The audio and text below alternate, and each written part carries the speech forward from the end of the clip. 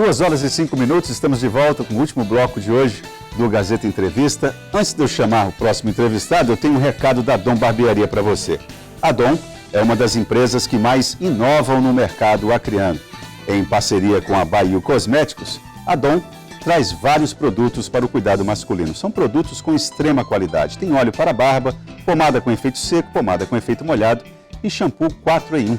Para cabelo, barba, para o corpo e para barbear. E ainda conta com atendimento exclusivo dos principais barbeiros da cidade. Agende o seu horário pelo telefone 2102-4962. A Dom Barbearia fica na rua Rio de Janeiro, número 230, na sala 4. Eu chamo agora Gabriel Santos, coordenador da Semana do Clima. E aí, então, tudo bem, Gabriel? Seja bem-vindo ao Gazeta Entrevista. Obrigado. Gabriel, bom, a Semana do Clima acontece hoje, amanhã e depois. Por que ela foi necessária? O que ela traz de discussão? Eu acho que, em primeiro lugar, a gente precisa entender o que são as mudanças climáticas, de que maneira, se existe ou não crise ambiental, porque houve uma discussão esse ano, você deve ter acompanhado, muito sobre essa crise ambiental, sobre queimadas. Agora a gente está vendo a questão do óleo, a gente viu a questão de Brumadinho, a gente viu a questão de tantos setores na questão do meio ambiente do Brasil.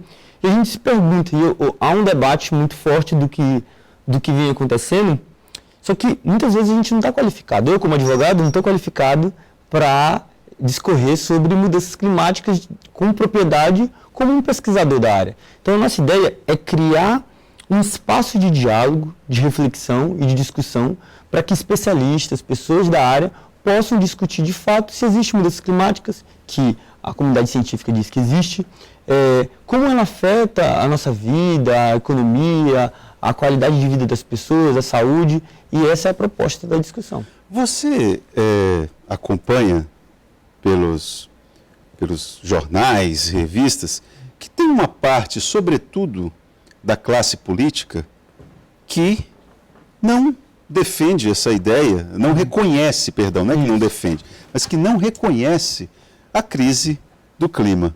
Isso. Questiona o aquecimento global e aí fazem pinceladas de um ou outro acadêmico em lugares diferentes do mundo. Essas pessoas foram convidadas, vão participar? O que acontece hoje no Brasil, no Acre, no mundo inteiro, é que a gente polarizou tudo. Ou politizou tudo no mau sentido? Politizou seria até positivo. Politizar é tornar o debate público, sabe? Isso não é de todo ruim? Não é de todo ruim, mas o polarizou é levar para os dois polos. Ou você é 8 ou 80. Você não consegue ter um ponto de convergência, não pode trazer um debate, uma reflexão. Qual é o grande problema disso? É que a gente para de criar política pública baseada nas evidências, nos fatos, na ciência, e começa a fazer discussão e a política pública, a lei, as decisões... São de ideologias, né? Ideologia. E eu tenho dito que essa questão ambiental, e a questão ambiental aqui no Acre é mais sensível do que em outros lugares, porque aqui a gente teve um governo que disse que era da florestania durante um bom tempo, etc e tal, e muitas pessoas ficaram ressentidas com esse termo, sobre a questão da ecologia. Você tem símbolos como Chico Mendes. Exatamente. Então aqui o debate é mais ideologizado do que naturalmente é lá para fora. Mas por que eu digo que a gente precisa desconstruir essa ideologização do debate ambiental e começar a ouvir a ciência, começar a ouvir a comunidade científica, os pesquisadores? Porque ter água, acesso à água limpa não é uma questão de ideologia. Todo mundo quer beber uma água limpa. É uma questão de direito também.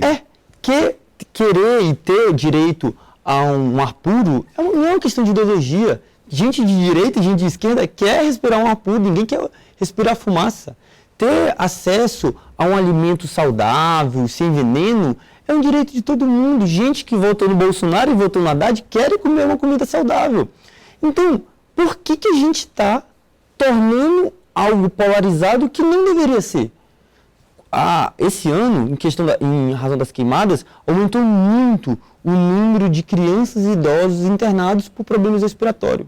Me diz, isso é um problema de direita ou de esquerda ou é um problema humano? Do partido A ou B, né? Não é. Então é isso que a gente quer trazer essa discussão. Tanto que no primeiro dia a gente vai fazer só um debate profundo sobre mudanças climáticas, que vai ser lá na FAO, quarta-feira, amanhã, e trazer uma discussão sobre como que isso impacta na nossa economia. Porque o pequeno produtor ele precisa produzir, as pessoas precisam produzir o alimento, criar o seu gadinho, ninguém encontra isso. A gente só precisa entender como que a gente faz isso de uma maneira mais inteligente possível. Porque se a gente continuar queimando do jeito que a gente está queimando, continuar derrubando de maneira ilegal do jeito que a gente está derrubando, não vai ter floresta, não vai ter ar limpo, não vai ter água para a gente... A dificuldade, falando a respeito do pequeno produtor, porque há técnicas de alternativas ao uso do fogo, me parecem que elas já existem. Já existem. Agora, eu não sei se elas são baratas, se dão respostas no tempo que o pequeno produtor precisa. Tudo isso é que precisa ser equacionado.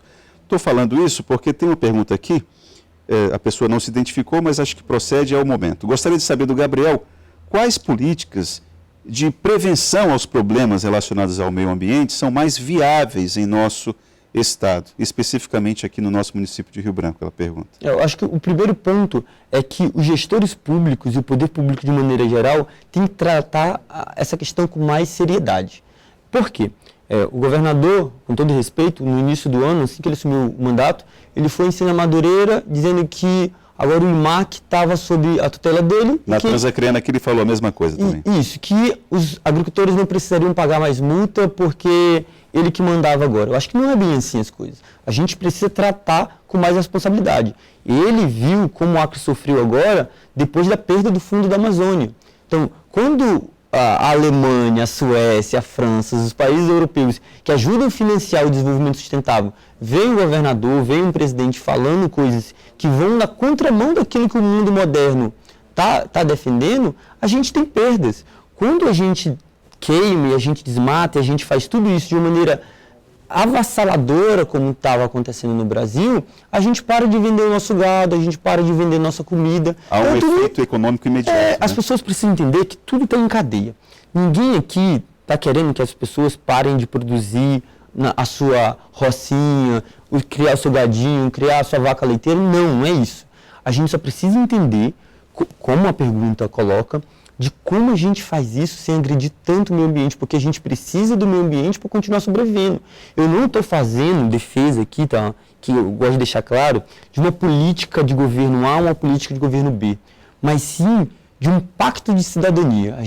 Todo mundo mora na mesma região, a gente precisa da Amazônia para sobreviver.